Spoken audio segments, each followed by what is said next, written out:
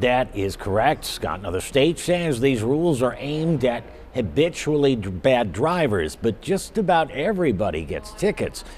And attorneys we spoke with who specialize in traffic infractions say this impacts offenders and will impact them in ways they may not even imagine. Now, there are a host of infractions for which you already get points, for which the points will increase, and several more for which points were not previously assessed that will add points to your license starting in February. At the same time, the number of points you'd need to accumulate to risk having your license suspended will go down from 11 points to 10, while the amount of time they stay on your license will increase from 1.5 years to 2 years. One big change, 8 points on your license if you speed in a work zone, and remember, 10 could get you suspended. Regardless of how fast you're going over the limit. I mean, think about the prospect of going 5 miles over the limit and encountering an officer that's a bit of a stickler. And now you're going to be looking at, a very significant number of points. And things like seatbelt and cell phone violations have particularly gotten, punitive and dangerous. But there's more. Starting in February, you can even rack up points for mechanical violations. Tail light out, that could be a point on your license if you're ticketed, which means even if you go to traffic court hoping to plead to a lower offense, such as a non-moving violation, you likely won't be able to do so without getting points. And here's something else, a new driver responsibility assessment. That is a DMV penalty that also gets tacked on. $100 a year for 3 years for the first 6 points on your license, and a $75 a year additional for 3 years for each point above 6. It just means you'll have to keep paying additional amounts on top of the fine that you might receive for your infraction. You do have till February to dust up those driving skills. On your side in the newsroom, Dave McKinley, Channel 2 News. The City of Buffalo's legal department is recommending the Common Council approve a huge settlement for the family of William Sager. The amount, $3 million. We owe these folks an apology because it doesn't bring back a life. Sager, an Air National Guard member, was at the Old Molly's Pub on Main Street in May of 2014. These are pictures taken inside after the incident and used as court exhibits. Sager suffered a traumatic head injury. He died. He was 28 years old. Robert Eloff, who was off duty and working private security, handcuffed Sager while he was unconscious after being thrown down the stairs by bar manager Jeffrey Basil. This is something that just is not sustainable for the city, the police misconduct and the dollars that we're paying, because those dollars go out and, the things that we need to take care of as far as youth services, seniors, those are things we can't, pay. And these things continue to mount. The city's legal department is also recommending a $290,000 settlement for Sager's friend Donald Hall. His civil rights were violated as he tried to help Sager. Instead, he too was handcuffed. On your side in Buffalo, Claudine Ewing, Channel 2 News. Fire investigators telling us the cause of this fire is an accident. They say it was caused by an electrical heater. We're also told the fire started on the first floor of the home on Front Street. It happened Saturday morning around 5. City officials also say 3 children ages 6, 7, and 9 were taken to a hospital, as were 2 adults. We're learning from investigators 2 of those children were released from the hospital. The rest of the family, we're told, is still being treated tonight in hospitals. Fatal fires are always difficult, especially when there's children involved. Makes it a little harder on everybody. First responders, the family most, but they're not easy. There's also a growing call for donations as the community rallies to support the family in any way possible. We're told the Red Cross is helping the family. We know there's an online fundraiser set up for the family as well. That has raised more than $31,000 already. We'll have a link on our website if you'd like to help. Now investigators say demolition for the house could be as soon as tomorrow or the latest on Wednesday. On your side in Buffalo, Courtney Courtwright, Channel 2 News. A spokesperson for Buffalo Public Schools says in addition to a public meeting Monday night, there were nearly 1,800 survey responses that the closure committee will consider as they work to recommend 2 schools to close at the end of this academic year. Now we're going to have to defend our choices, I think.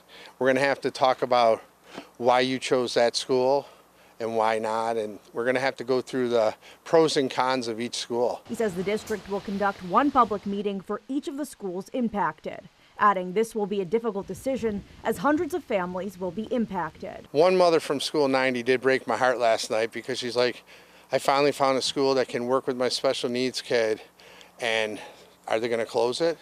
And we're like, oh, it breaks my heart. As a father with 2 children with autism, that's very challenging to hear that. Ed Spadell says he believes the district could have been more proactive. He says the district was $80 million over budget last year. We should have closed schools 3 or 4 years ago. We could have closed 1 school each year for 4 years and barely affected the community. And we could have said up front we were going to close these 4 schools over the next 4 years, make a decision to go to a different school. We didn't do it. Now we're rushed, and it's urgent. For 4 years, Scott Marsh served as the Department of Public Works supervisor for the Village of Fredonia, overseeing its crews and equipment. But village employees like motor equipment operator Kent Christopher says Marsh was also using those resources to benefit his own private side business, Marsh Underground Utility, LLC. The union, CSEA, shared photos with 2 on Your Side showing Village of Fredonia trucks and equipment on what it says were private job sites where Marsh's company was doing work. No one was happy that day because everybody knew what was going on. Everybody knew this is not protocol. Okay, this is just not something we normally do, and it put everybody in a very, very bad situation. Just to be clear, you were using village resources. Yep, village backhoe, village vac truck, so we could hydro-excavate. Another image shows a dump truck with a Marsh Underground Utility logo in the village DPW yard, while a village worker loads it with fillings. Marsh declined our request for an on-camera interview, but in a brief phone call denied the allegations, saying, quote, I would never use village equipment to benefit my own business. In a letter to Fredonia Mayor Michael Ferguson, the 46-year-old Marsh said he was, quote, retiring from his position on October 24th. The mayor confirmed that attorneys hired by the village are investigating the allegations. Did you ever find when he was working here that this became a problem with the conflict of interest in the nature of his side business? No, not when he worked here. And that would totally be against anything that we do with the village. Hey there, Nate Benson here at the Schiller Park Senior Center, where the first of many listening sessions for a new Kensington Expressway project is underway, and there's a lot of people here and a lot of opinions. It seems like yesterday I was at the opening of the Kensington Outreach Center talking to the DOT about engaging with the public. But this shot was from fall 2022. And in that time, there's been announcements and court battles, one that ultimately led to the DOT being ordered to conduct more environmental studies for the Kensington before a single shovel is in the ground. Tuesday afternoon, DOT Commissioner Marie-Therese Dominguez visited Buffalo to let the public know that most importantly, we need to make sure that we listen. That's the key word here. DOT is listening. And while the DOT is listening, the commissioner says they won't move forward with anything until there's a consensus. The community wants to advance a project. There's got to be consensus behind moving it forward. How will you come to the consensus? Are you going to look at every single comment card? Yes. The DOT plans to take the next year hosting these listening sessions before formally starting the environmental impact statement process. I spoke to several people Tuesday night at the listening session to find out how they're feeling about the new Kensington project and the reset by the DOT, and if they believe the DOT is really listening. Are you optimistic that the DOT is listening now? No. Why? Government. They typically don't listen in general. I don't, as I'm walking around learning about the different boards, I don't see how putting a dot on a board is going to help push a decision either way. You know what I mean? Being frank and truthful, we don't need the politics. We don't. if you're going to do something for the people and the community, for the people that live in the community, then stick with that. My first impression of this is that it is a start. It's not the whole enchilada. It's not everything that it needs to be. There needs to be a refinement of the data science component. I think there was an opportunity here to get a real-time response from people who live from all over the region. Do you think the community can reach that consensus? I've lived on the east side for 70 years. There has never been a consensus about anything. Some people called Martin Luther King a communist. Some people took the other side of the Attica Rebellion. There is no such. This is America. A second listening session will be held on December 16th, and we have full details posted right now on our website. On your side, Nate Benson, Channel 2 News.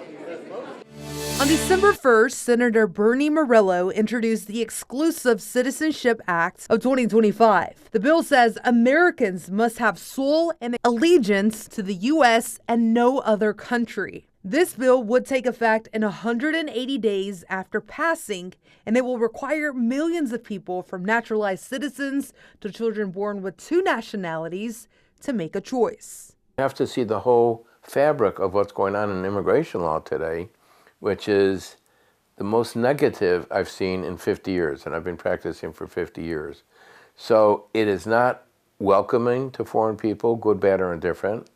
It's not receptive to people, and it, in fact, is sending a message, we don't want you. The bill doesn't spell out how many people could be affected because the federal government doesn't track dual citizenship. Immigration attorney Michael Berger says the number could range from 500,000 to more than 5.7 million. If you lose your citizenship, you're an undocumented alien in the United States subject to removal. So that's the consequences of that. You don't fall back to becoming a green card. You go into illegal status, undocumented as they call it. For some people, including those who live across the border in Canada, dual citizenship is how they own property abroad, travel easily, or keep family ties. In a lot of countries abroad, if you own property, then if you're not a citizen, they have taxes and you might lose your property. So maintaining your citizenship ties in those countries is important to maintaining your ownership of that property. It's also easier to travel, as we've said before, in and out of the United States if you're a U.S. citizen. If you lose that and you become a foreign citizen, then you're going to need to apply for a visa to come back to the United States. And for mixed status families, the impact could be personal. Some families will, the parents might leave and the children might stay, or vice versa. Once you give up U.S. citizenship, you have no rights to live here on a permanent basis any further. Trump accounts will be the first, I guess you could say, real trust funds for every American child, allowing family members, employers, corporations, generous donors to contribute money that will be invested and grow. Here's how it'll work. Babies born between January 1st, 2025 and December 31st, 2028 will automatically get an account and a one-time $1,000 deposit from the federal government. Any children under age 18 who are not born within that window are eligible to have the account opened, but there's not going to be a $1,000 deposit. The money will be invested into broad stock market index funds, and children can access it when they turn 18 for things like education, starting a business, or buying a home. Tony Agoric of Agoric Wealth Management in Williamsville says that the $1,000 starter deposit won't grow much by itself over time. If we take that one-time deposit of $1,000 and we let it stay invested at 10%, which is generally what the market's done historically, over 18 years until a child is 18, that is going to generate about $5,500. Now, if you say, well, that's in 18 years, what if we assume there was a 3% inflation rate? Well, that would bring that down to about $3,200 or $3,300. Families will also be allowed to contribute up to $5,000 a year of their own, which could make the balance much larger. And if we run that out over 18 years at 10%, you're going to have something more significant, something like $222,000. If something sounds too good to be true, it most likely is. 'Tis the season for holiday shopping and holiday scamming. Online purchase scams are the #1 scam reported to our BBB, and they are reported quite steadily throughout the holiday season. And there's new pressure to stop scammers not just this season, but year-round. Senator Kirsten Gillibrand announcing a bipartisan bill that would require the FBI to create a national strategy to fight scams. My National Strategy for Combating Scams Act would require the FBI to develop a coordinated national strategy to fight scams. Senator Gillibrand says the motivation for this bill is mostly aimed at protecting seniors. Older Americans incur about 30% of all losses from scams. And on average, seniors who have reported financial scams have lost $83,000 per person. But the Better Business Bureau says the age gap in scam victims is closing. Older adults are often targeted by scammers. This is something that has happened for a long time and continues to be a problem. But one thing that I try to tell people is that, especially in this day and age, anybody can be vulnerable to scams. BBB data shows that in 2022 and 2023, 18 to 19-year-olds reported higher median losses to scams than any other age group. They're still close behind, losing a median $150. That's just shy of people 65 and older at $160. It's just getting easier for scammers to trick people. So people really need to look closely at websites, social media posts, if they're doing their shopping online. It can be daunting, it's complicated, it's anxiety inducing for a lot of folks. And, you know, as you get older, it can get tougher. CJ Carr ran the 43 North selection process for 2 years and was part of the team that invested in Cover Right before deciding to join the tech company himself. I had an experience with my parents where they had their own Medicare challenges, and so was kind of compelled by the mission. The mission is to make enrolling in Medicare easier. So we have a digital-first experience where people can create an account for free on coverright.com. Once they have an account, they can use some of our tools to shop and compare plans in their area and also get educated on Medicare. While a big part of the customer base is made up of those just turning 65, there are younger people going to Cover Right's website too. We do deal with a lot of folks that are helping parents, kind of call them the sandwich generation. So they are both they both have their kids and then they are helping their parents, and they're kind of sandwiched in the middle, and they're often silent caregivers. So they will also reach out to help on behalf of a family member. The service is free for customers. Cover Right makes its money through commissions from the insurance carriers. And this year, it's teaming up with Wegmans. Pharmacists there can help you connect with Cover Right ahead of Sunday's deadline.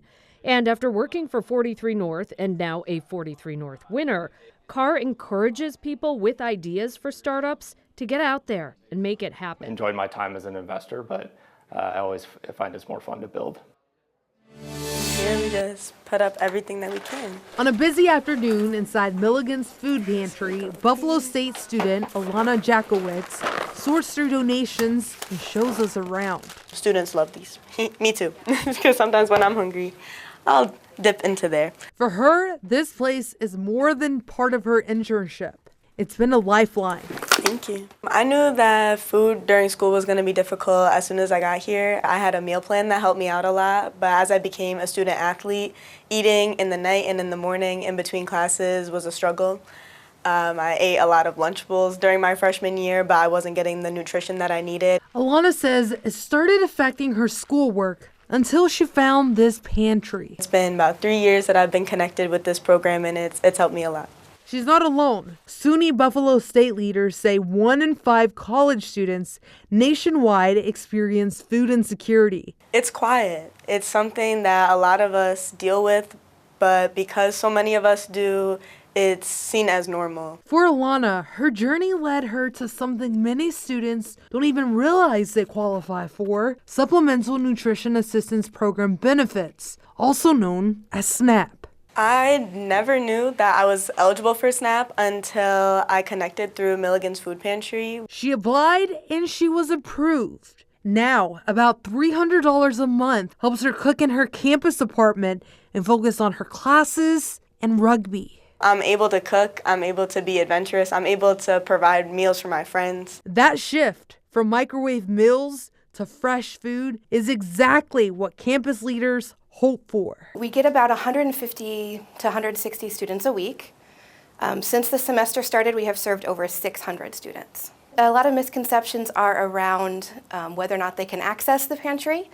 A lot of students think that if they live on campus or if they have a meal plan, they can't access us. That is not true. Feed More Western New York partners with 20 campus pantries like this one, helping supply fresh produce and culturally relevant food. Last year alone, we served about 6,400 individuals through our school pantry programs. College food insecurity is certainly very real. I would put it up here probably. For Alana, helping run the pantry is now part of what she calls her purpose. I still utilize the food pantry here, not as much as I used to. Now being on SNAP, I feel like I don't need as much, and I want to keep as much in here for my other students who aren't on SNAP or aren't sure that they're eligible yet. Food insecurity on campus often looks invincible. But here, surrounded by shelves stocked by students for students, the message is pretty simple. You're not alone, and help is closer than you think.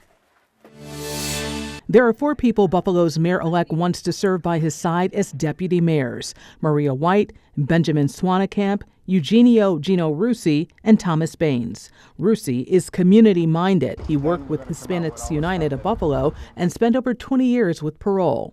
As deputy mayor, Russi would handle police and fire as they deal with the shortfall due to retirements. That's going to be something that's going to be, at the forefront of my duties. Swanekamp will be the go-to deputy for administration and finance, tax and assessment, MIS, public works, and parks, along with parking enforcement.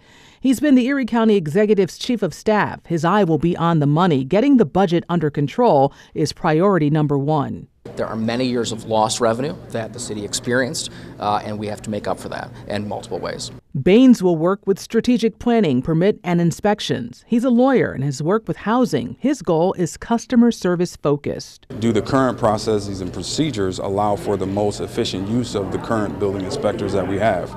Are we using technology to our advantage? And Maria White, who once served as the deputy Erie County executive. She is tasked with dealing with citizen services, community services, human resources, labor relations, and law. Her big test is walking into a job where nearly every contract in the city of Buffalo is expired. We've certainly got to get a handle on that right away and negotiate solid contracts that are good for the taxpayers and good for our workers. All appointments are subject to the approval of the Buffalo Common Council.